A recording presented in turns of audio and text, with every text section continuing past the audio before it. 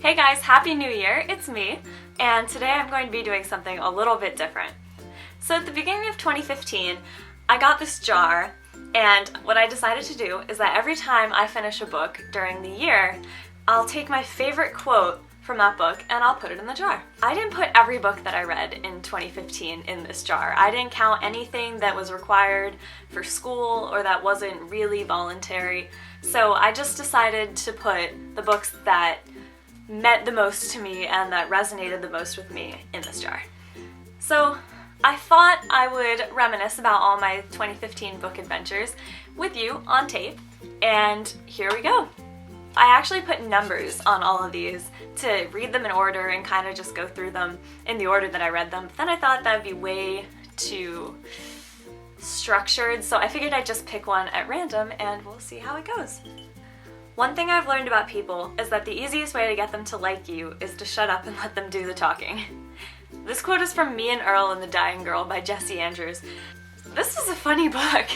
I'm not gonna lie, it wasn't my favorite, but I did think that it was really funny. It had an interesting premise. It's a cancer story, but it's not like the type that you would expect. It's really satirical, and it's got a ridiculous amount of humor.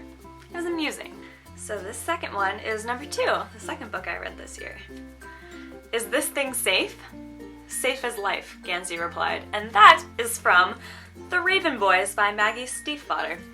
I love that book. I never actually got around to reading the sequel, although I have it on my shelves and I keep looking towards it right now, but I will maybe finish it. I'm gonna try, but I really did enjoy it and I think a lot of you would too. Okay, so next is number 13. Still the image haunted his dreams throughout the night. A lovely girl gazing at the stars and the stars who gaze back. So this is definitely from Throne of Glass by Sarah J Maas, and I think it's such a beautiful quote. It really struck a chord with me when I was reading the book. I had to put it down as my favorite quote. I'm sure there's another one in there somewhere because I think I put 2 quotes in for this book, but this one is really, really, really lovely. I actually read this book in late May when I was going to BookCon, and I thought it was so fantastic. I remember reading it on the train, and I liked the characters, and I like the writing, and the plot is so exciting. I would highly recommend it. Take a risk. Take a risk. If you keep playing it safe, you'll never know who you are. This quote is from Isla and the Happily Ever After by Stephanie Perkins, which is, by the way, one of the cutest series ever written. Sometimes you just have to put on lip gloss and pretend to be psyched. True! Okay, this is from Is Everyone Hanging Out Without Me and Other Concerns by Mindy Kaling, and this lady is so funny. Oh my goodness, this whole book was hysterical. I had such a hard time picking out a quote. What a treacherous thing it is to believe that a person is more than a person. And that is from Paper Towns by John Green. And I don't feel like I need to say anything on that subject because I loved Paper Towns. Libraries were full of ideas, perhaps the most dangerous and powerful of all weapons. This is from Throne of Glass by Sarah J Maas, also, and I don't think I need to say anything about that. Primrose Evadine. No, just kidding. How good was Mockingjay Part 2 though? It eluded us then, but that's no matter. Tomorrow we will run faster, stretch out our arms farther. And one fine morning, so we beat on, boats against the current, borne back ceaselessly into the past. That's from The Great Gatsby by F. Scott Fitzgerald.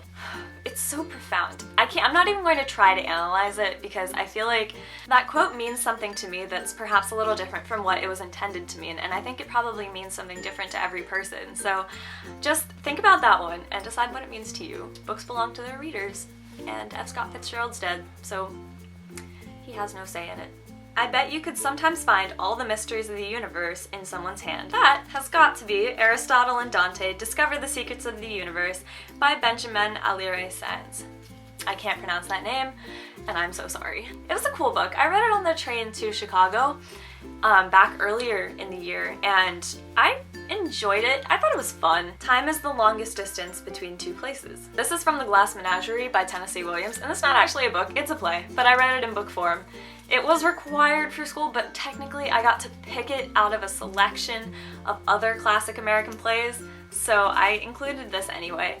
It was fun. I mean, I can't criticize classics because they're classics, and people will be like, no, you have no say in the matter. You're a teenager who talks to cameras sitting on her bed. You do not get to judge which classic so I'm not going to try. I'm just gonna say that it was fun. Someday we will be more than words in the dark. That is from Snow Like Ashes by Sarah Rosh, and I actually met her a couple months ago. This is a funny story. No, wait, weeks ago. I met her a couple weeks ago. So we went to Barnes & Noble, and it's actually the weekend of the Nutcracker, which I had to perform in because I do ballet, and that's another story. But anyway, a show was coming up. It was Saturday. A show was coming up in like 3 hours. I had to be there. I had to be rehearsing and getting ready in full makeup and hair in 3 hours. So I went to the Barnes & Noble, and she was supposed to make an appearance there, which is what her Tumblr said, but all the Barnes & Noble employees were like, no, she's coming in the spring, don't worry. She was supposed to come last week, but she got the flu, so she's not gonna be here today, okay? And I was like, yeah, okay, but can you give me a call if she does show up? I gave my number to one of the employees. My dad went and sat by the cafe, and we just kind of read books and drank coffee. And it was an hour of that. I mean, we were there for a pretty long time. When finally we went home and we were like, okay, I have to start getting makeup on. So then we pull into the driveway and I get a call, and the lady's like, oh yeah, by the way, Sarah showed up, she's here. So we sprinted back to the car. We drove away straight to Barnes & Noble. My dad didn't even park, he just dropped me off at the side of the road. I ran in and I was like, hi, are you Sarah? She was probably like... So I think I made a very interesting impression. But I got to meet her and I got my book signed, so there was that. Great series. Another fantasy. It's really, really fun. I'm in the middle of the second book right now, and I can't wait for the third. I'm quite illiterate, but I read a lot. And that is from The Catcher in the Rye by J.D. Salinger. And that is a really cool book. Nothing much happens plot-wise, but it's just got a whole lot of symbolic meaning that I think makes it a really, really valuable thing to pick up and think about. The truth is what I make it. I could set this world on fire and call it rain. That is from Red Queen by Victoria Aveyard. And I thought this book was quite the plot twist. Maybe some people are just meant to be in the same story. That is from I'll Give You the Sun by Jandy Nelson, which I love. I would definitely recommend this book. It's in my top 5 favorite books ever, so. Is it possible for home to be a person and not a place?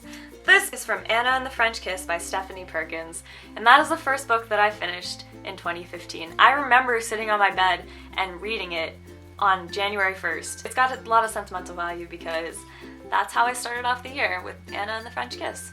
So these are not all the books that I've read this year, like I said. These are just a select few. I'm gonna do better with this whole jar idea this year because I feel like I missed quite a few books and I want to get them in there. But I hope you guys enjoyed this video. Thank you so much for watching and have an amazing new year.